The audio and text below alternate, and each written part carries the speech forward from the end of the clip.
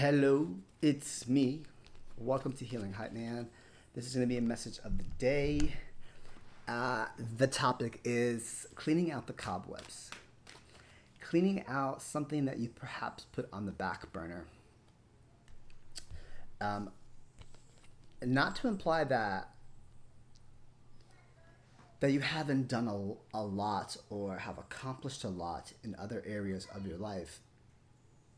It's really more to say there is a part of you, one piece of you that we always put on the back burner. Perhaps this might even be something that wounded us, Nine of Wands, a wound that we tend to put in the back, something we avoid, something that has collected cobwebs. Could be our financial security, could be things that we once valued, could be romance, could be the missing piece to your life, as that seems to be a big topic of conversation that comes up during private readings too. It's like, Alvin, I have everything that I need except for this piece. And for everybody, it's very different. Some it's financial security, some it's freedom, some it's voice, some it's romance. It's very different for everybody. So I want to kind of dive into that. That's what kind of came through, and I want to talk about that and kind of dive into the thing you put on the back burner, right? I'm not going to dive into what it is because it's different for everybody, and I want to keep it very general. And I like that idea of just let's talk about the thing that you put on the back burner, and let's see how that resonates with you, right? Again, not to diminish that woman holding a heart in a cornucopia, like you have a lot to offer. You have built a lot. You might be sitting in abundance in certain areas of your life, but we have many different areas of our life. If you just break it down to the 12 houses in your chart, like that's 12 areas of your life. Do you feel abundant in all 12? That could be a question you can ask yourself. First house is the self. Like, do you feel abundant with yourself and how you show up and who you are? Do you feel abundant in your second house of finances? Do you feel abundant in your third house of communication and intellect? Do you feel abundant in your fourth house of home and family? Do you feel abundant in your fifth house of dating? Do you feel abundant in your sixth house of day-to-day routine? Do you feel abundant in your seventh house of relationships? Do you feel committed relationships? Do you feel abundant in your eighth house of shared assets?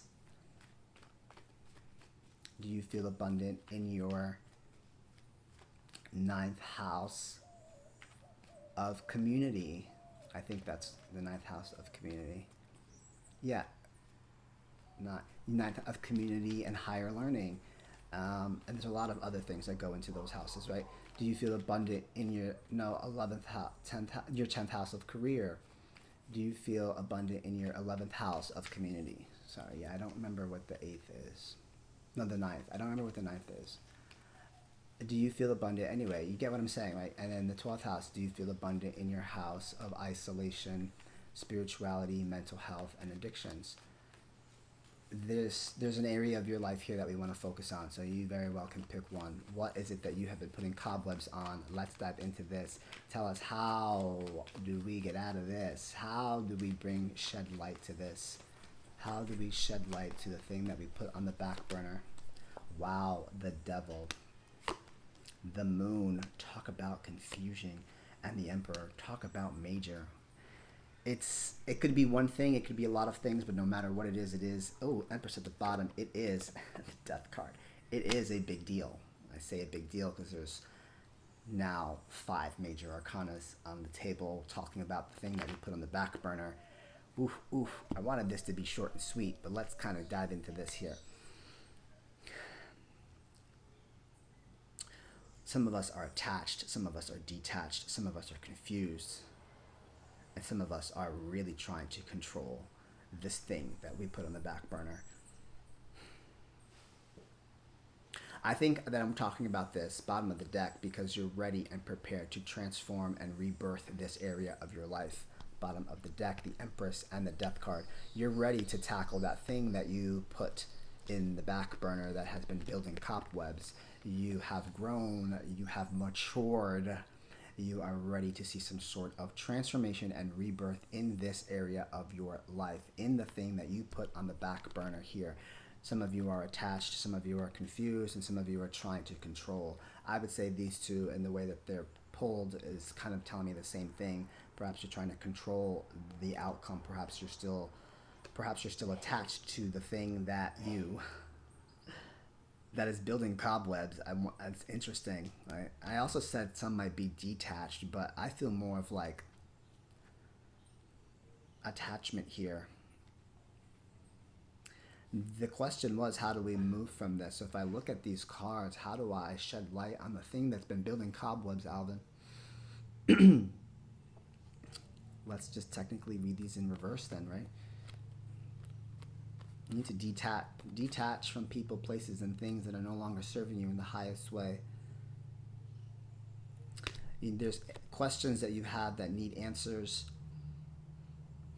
There needs to be more clarity that's gained. I don't necessarily know what the moon in reverse is, to be brutally honest, so I'm not going to like sugarcoat it here. The moon sometimes can be a warning sign because of this claw. There's always some sort of crayfish or claw, which is a trap, right? Perhaps you're afraid of getting trapped in that thing that you are afraid to tackle here. And then you have the Emperor, which is like, you better go for it, right? In reverse, it means that you have no power behind it and your lack of power and authority.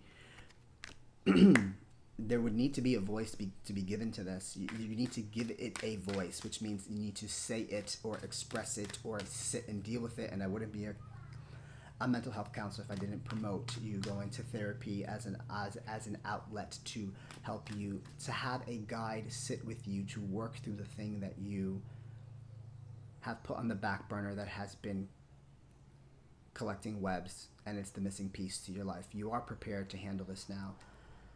If you are interested in therapy services, I have started therapy, which is much different than tarot. I have some options for you, self-pay and insurance-based. I'm only going to say that much here in this setting just to keep things compliant, but feel free to message me if you're interested in working with me as your therapist. Unfortunately, friends, you cannot apply. Family, you cannot apply.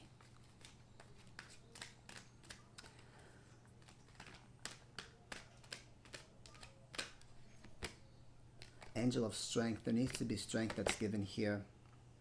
You need to go to the root first chakra. We need to dive to the second chakra, which is our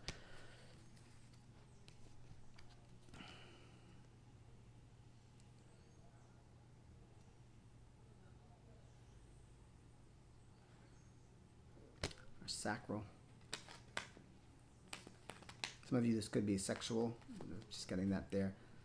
Some of you, this could have to do with feeling a lack within your ability to create, within your ability to. There's no creative way to shine light on the cobwebs, Alvin. Some of you, there needs to be a detachment from people, places, and things. Some of you, there is no clarity, and perhaps you need to step away from that and shine more light on what is dark. And some of you need to let go of control, or for those of you that have too much control here. I'm kind of giving you a little bit of everything here, but the highlight here is really, it's time to shine light on the thing that you've been putting cobwebs to, because you are prepared for it.